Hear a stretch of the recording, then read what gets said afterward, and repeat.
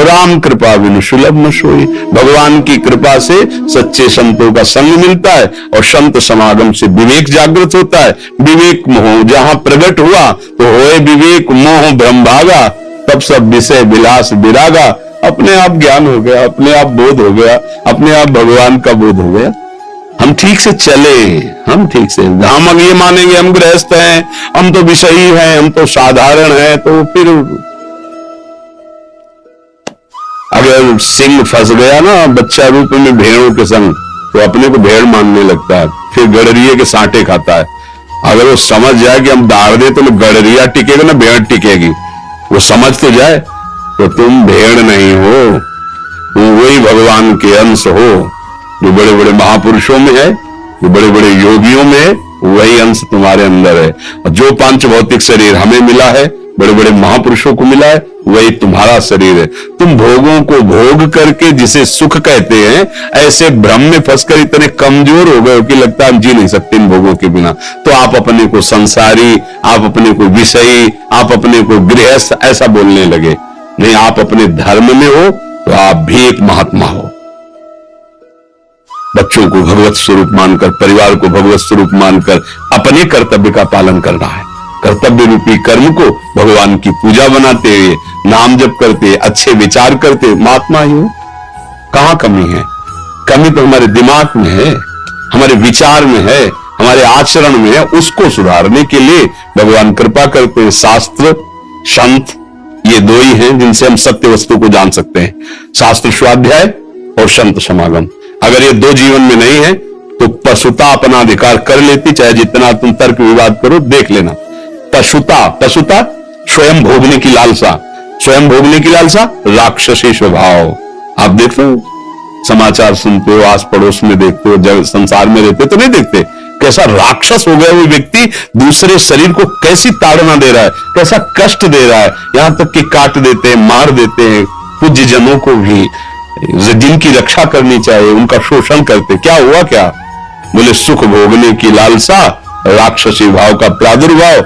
आप कहते हैं तो मनुष्य रूप में राक्षस नहीं कहते, जानवर ऐसे नहीं कह देते। अरे तो भगवान है भैया, मनुष्य रूप में साक्षात भगवान है। क्यों? चरित्र, आचरण, विचार भगवत है तो उन्हें भगवान कहने लगते, राक्षस है तो राक्षस कहने लगते। पर तत्व दोनों में एक ही है, पावर दोनों में एक ही है। गलत विचार में प्रयोग कर दिया पावर तो वो गलत संबोधन हो गया, अच्छे विचारों में किया तो अच्छा। तो गलत काहे को करो? आप कमजोर नहीं हैं, आप गृहस्थ, आप विषयी, आप ऐसा नहीं। प्रभु के हैं, मुझे सेवा गृहस्थी की मिली है। प्रभु के हैं, मुझे सेवा विरक्ति की मिली है। सरकारी हिसाब बहुत बड़ा है, ये थोड़ी कि आप एक डिपार्टमेंट के मालिक हो गए तो आप ही बड़े हो।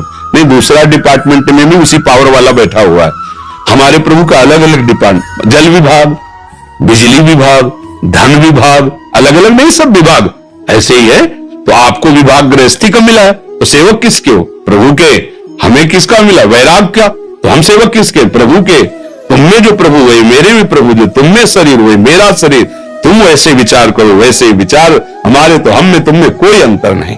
सुने प्रपन्न जे भय, अभद्र सर्व के गए, तिन्हें मिले प्रसन्न होए, न जाति भेद मानिए, सुभाग लाग पाई हो, प्रशंस कंठ लाई हो, सिराय नैन देख के अभेद बुद्धि आनिए, जो मैं वही तुम, कोई अंतर नहीं। अब आप अंतर वाले चरित्र करो तो बात अलग है, अंतर वाले विचार रखो, आचरण करो तो आपकी गलती है। नहीं, हमारे प्रभु की तरफ से कोई भी चराचर जगत में हो, भगवान की उपासना करता है, भगवान को परम प्रिय लगता है। पुरुष नपुंसक नारी वा जीव चराचर कोय, सर्वभाव भज कपट तज मोय परम प्रिय सोय, मानव एक भगति करनाता। भजन करो, प्रभु के आश्रित रहो, गृहस्थ हो चाहे विरक्त हो, दोनों भगवान को प्राप्त हो जाओगे, दोनों भगवदानंद को प्राप्त हो जाएंगे। राहुल पांडे जी, राधे राधे महाराज जी, आपके चरणों में कोटि कोटि प्रणाम। महाराज जी, विशेष अवधि के पश्चात संपूर्ण ब्रह्मांड का सृजन और विध्वंस होता रहता है। इस पूरी प्रक्रिया से अंततोगत्वा क्या सिद्ध होता है? रचनाएं कोई भी चिरस्थायी क्या करना चाहते हो? किसका है प्रश्न? तुम क्या करना चाहते हो? ब्रह्मांड जानना, भगवान को जानना, ये सब छोड़ो। आप बोलो, आपके सामने पांच भौतिक 3.5 आपका शरीर है, ये कौन है आप? इसमें ढूंढ पाए अभी तक? अनुभव किया? अनुभव की बात बोलना। चलो मार्ग में, हमारा जो उत्तेजित होकर बोलने का मतलब है चलो मार्ग में चलो, उस भगवान का साक्षात्कार करो, सब कुछ जान जाओगे। ये केवल बुद्धि का विषय नहीं। राम अतर्क बुद्धि मन बानी, मत हमारे या सुनो भवानी। जिन्होंने अपनी बुद्धि को परमात्मा तत्व में विलीन कर दिया, वो अनुभव करके कहते हैं अथा अगाध अनंत महिमा वाले प्रभु, हे परमेश्वर, मेरी बुद्धि की सामर्थ्य नहीं कि मैं आपको पार पा जाऊं। नाम जप करो, भगवान का चिंतन करो, सच्चे आचरण वाले बनो, दूसरों को सुख पहुंचाओ और अपने स्वरूप बोध की तरफ, आप कौन है इसकी जानकारी कर लो, मुक्त हो जाओगे। ये साफ स्वाप्निक है, माया प्रपंच है, कुछ सत्य नहीं है। जो सत्य है वो तुम हो। क्या तुम हो ये पहचान लो। हमारी बात समझ रहे हो? ये हमारा स्वप्न है, कुछ नहीं है। ये बड़ा हुआ हमारा एक दीर्घ स्वप्न है। अनुभव कर पा रहे हो? करो, आगे बढ़ो, अनुभव। उमा काहू में अनुभव अपना, सत हरि भजन जगत सब सपना। अगर तुमने चूंकि ऐसे हाई लेवल का वहां तक पहुंचने के लिए जो सिद्धांत है उस पर चढ़ोगे तब जान पाओगे। न जन्म है, न मृत्यु है, न सृष्टि है, न उत्पत्ति है, न प्रलय है। एकमात्र सच्चिदानंद है जिसका कभी भी नाश नहीं होता। वो अनुभव करो। वो अकाल है, जो महामहिम है, उसी का एक भ्रम हो गया हमको।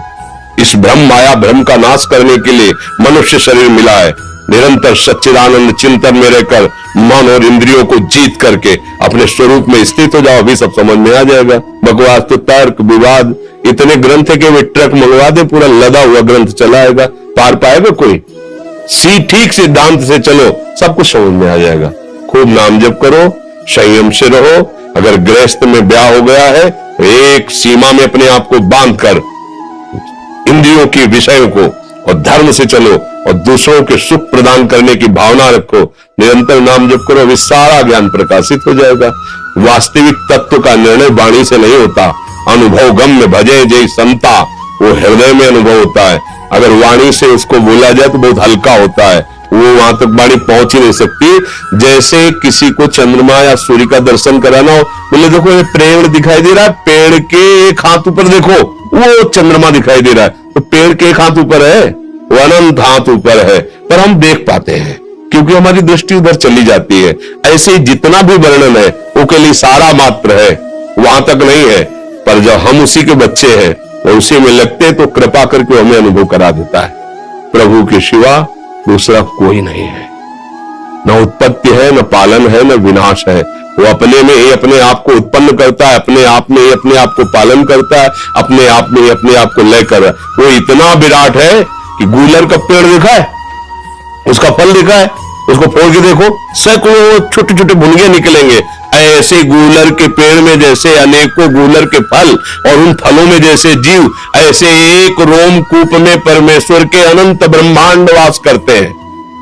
दिखरावा मातर किन अद्भुत रूप अखंड, रोम रोम प्रतिलागे कोटि कोटि ब्रह्मांड, ब्रह्मांड निकाया निर्मित माया, रोम रोम प्रतिवेद कहे। वो ऐसा महामायाधीश परम पिता है, वो प्रकट करता है, पालन करता है, लय करता है। किसका? अपने आप से, अपने आप में ही खेल रहा है, दूसरा कोई है नहीं।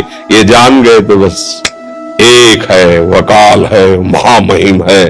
अगर ये बात जान तो नाम जप करो, धर्म से चलो, दूसरों को सुख पहुंचाओ और ये ध्यान रखो तुम शरीर नहीं हो, तो धीरे धीरे तुम मन नहीं हो। धीरे धीरे हटते हुए जो बचा वो मैं है, जो मैं है वही सर्वस्व है। समझ पा रहे हो? हाँ, इनका बार बार सुनना है बात और चिंतन करना तो समझ पाओगे जी।